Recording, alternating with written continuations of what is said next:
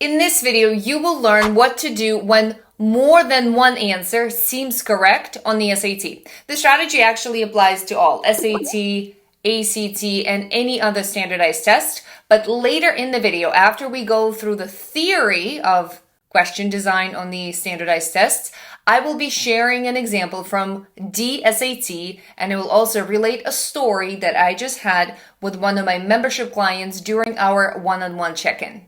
The story is helpful, and she agreed to share it with everyone in the hopes that it will help a lot more people to score higher on the SAT. If you don't know me, hi, my name is Katya Seberson. I've been an SAT tutor for the last 10 years, helping students raise their scores, helping thousands of students raise their scores.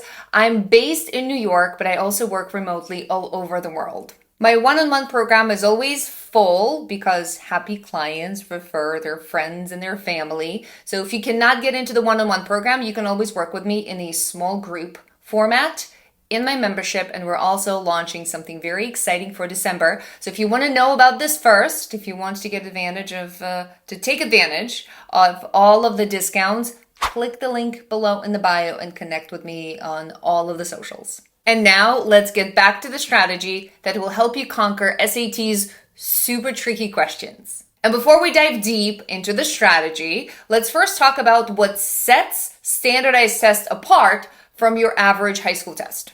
Number one, tests like the SAT are being verified and cross-referenced by dozens of people with fancy degrees. The College Board has a whole building in New York City, and they have a whole floor where test creators sit. And once the question is designed, it is being checked and cross-checked. So number one is the level of prep. But then number two, this is also something that your average high school test doesn't have, that is statistical verification. Your test question is being statistically verified by the College Board, and they do this through Section 5. Those of you who've taken the official SAT, you probably remember that after Section 4, when you're about to get going, you're actually given another section, Section 5. This section doesn't matter on the SAT, no matter what the proctor is telling you. This is the College Board making you work for them, making you verify their questions. So when the test designers design a question, they actually have an estimation of how many people are going to get that correctly, and then they verify those tests on Section 5. So these are the two huge factors that set standardized tests apart. It's the level of rigor in preparation and statistical verification. Well, Katya, thank you for telling us all of this, but why does that matter? Well, College Board, and specifically the SAT, is $1 billion business. It's a serious business. So they're not allowing themselves to make lousy mistakes, and they're not allowing themselves to pose lousy questions in front of the students because they don't want to be taken to court and sued by disappointed parents or disappointed students and lose in those court hearings. I'm not saying that the College Board has never been sued. They have been. But if they're being sued because of the question, they always win because the way they design the questions is so rigorous that they never make mistakes. Your high school teacher, no matter how amazing they are, they can make a mistake. The book author, let's say you're taking a multiple choice test from your bio textbook. The book author can make a mistake. The editor can make a mistake. The SAT does not make a mistake, okay? So if it's on the official SAT, there's only one answer choice that is 100% correct, and there's 3 answer choices that are 100% incorrect. You know how you can come up to your high school teacher and be like, well, if you read this question 32 this way, actually B is right, and then your high school teacher, very well intentioned, they can either give you maybe half of the credit or maybe even consider 32 correct, both answer choices to be correct. That is not flying on the SAT, simply because of the standardized tests design. I really hope that I've convinced you by now. And what does that mean for us? So if you're looking at a question like this one, and you're saying to yourself, well, actually, all 4 of them can work. The last thing I want you to do is pick an answer choice that you think would work better or would sound best or would make more sense. If you're looking at answer choices and you really, true to your heart, think, well, B and C could both work, you should not be picking the answer that is better. For most students, this is not yielding a good accuracy. If you're creating great accuracy for yourself with the strategy, don't listen to me and do what you're doing. But if this is not creating a high level of accuracy for yourselves, you need to do what I'm about to say to you. If you're thinking that more than one answer could work, that means you completely misunderstood the question. I'm always asking myself, wait, what am I missing? The reason I'm asking myself, wait, what am I missing, is because I'm open to the possibility that I A, misread the question, B, misread the passage, or C, misread the answer choices. If I'm looking at the answer choices and I'm seeing, well, actually, B and C could both work, I know that I'm missing something because I am convinced that the SAT is designed in a way that there's only one answer choice that is 100% correct and 3 answer choices that are 100% incorrect. If I'm thinking B and C could both work, I misunderstood the question. I'm definitely missing something. So I want you to get into this habit of like, wait, what am I missing? And now let me show you a real example. So my student and I were working on this question, and after looking at it for maybe 30 seconds, she says, maybe D. And then I said, why D? She says, well, all of them are very similar, so I think that D is best. And this is when I remembered the strategy. I started to kind of like narrate and document my own testing experience. I said, well, I was just reading through the answer choices and I realized how similar they all are. And I caught myself thinking that they could all work. So then the next place where my mind went to was, wait, what am I missing? Before we can start going through the question line by line, I want to mention that this question, do you see the R in the background? This is from the title. This is R Test. R Test is the platform that I personally use. Well, clearly I use it with my clients. It's wonderful. We are all having this issue right now. There's not enough tests. If you're serious about your SAT or digital SAT prep, you need more tests to practice. R Test does a really good job at mimicking the logic of digital SAT and regular SAT and ACT. I really trust them with all of my clients, and them and I, we became friends, and now they gave all of my clients an additional discount of 25%. On top of all of the promotions that they already use, there's 25% off. All you need to do is use my name, Katya, Katya. I think it will work both ways, lowercase or capitalized. Let me know in the comments that you tried it and it worked. It's a wonderful platform, highly recommend. So what do we have here? The question is asking you which quotation from the stranger most effectively illustrates the claim. What is the claim?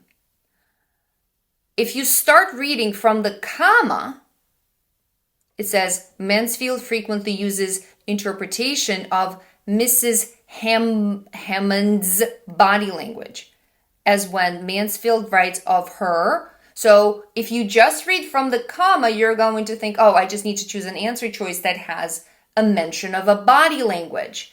And guess what? Answer choice A uses body language. It says she was slowly turning around. Answer choice B uses body language. It says that she was leaning on the rail. Answer choice C uses body language, and answer choice D uses body language. So if this is your perception of the question, that you just need to pick an answer choice that uses body language, then all 4 of them actually look equally correct. It's like an equal opportunity question. So my student Lujan was like, well, I think that there's a little bit more of the body language in D, so I'm going to go with D. And that is exactly what the SAT wants you to do. That's the exact trap where they want you to catch. And because you're watching this video, this is exactly how you're not going to get caught. When I found myself in this situation, seeing, hey, all 4 of them include a body language, I asked myself, wait, what am I missing? Did I misread the question? No, they need something that illustrates the claim. Did I misread the claim? Did I misread the passage? And I started reading from the top.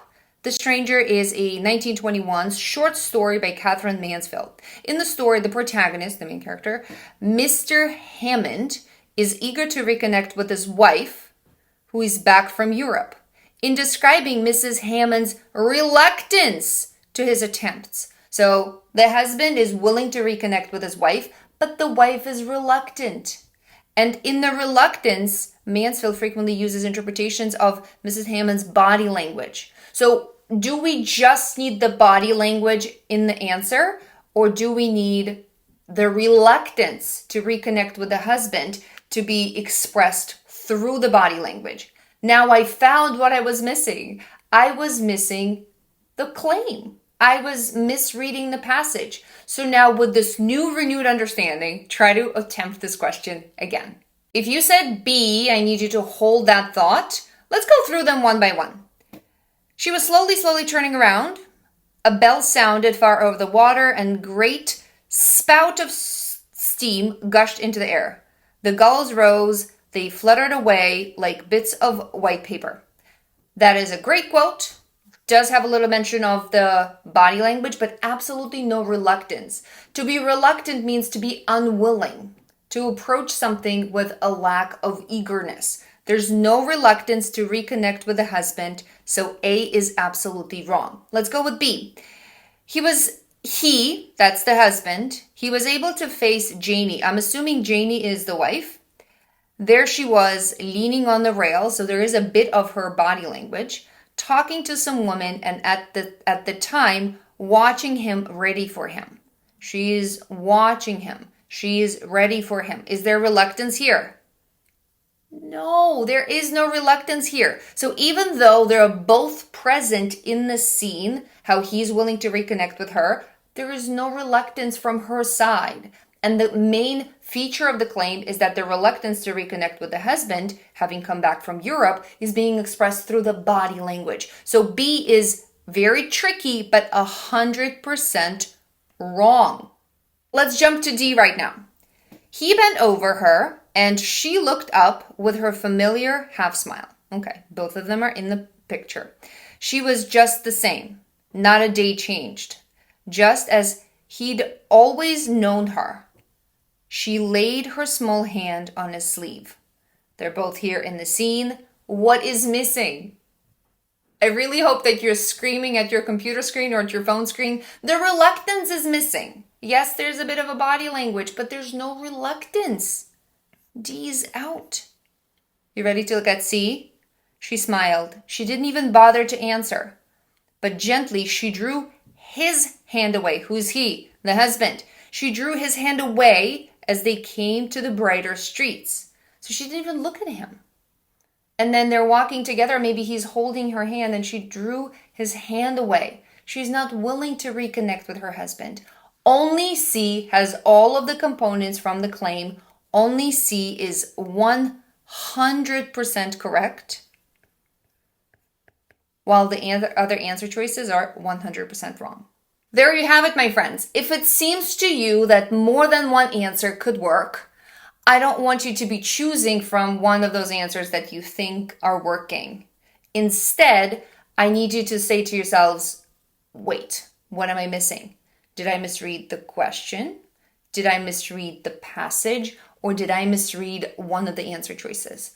Use the design of a standardized test in your favor in order to improve your score and not to decrease your score. I know so many of my students are doing very well on high school tests, but do horribly on SAT tests. And this is exactly why. They're not considering the design of the SAT in their favor. Now you will, and I hope this video really helped you. Connect with me on all of the socials, and I'll see you in the next one. Bye.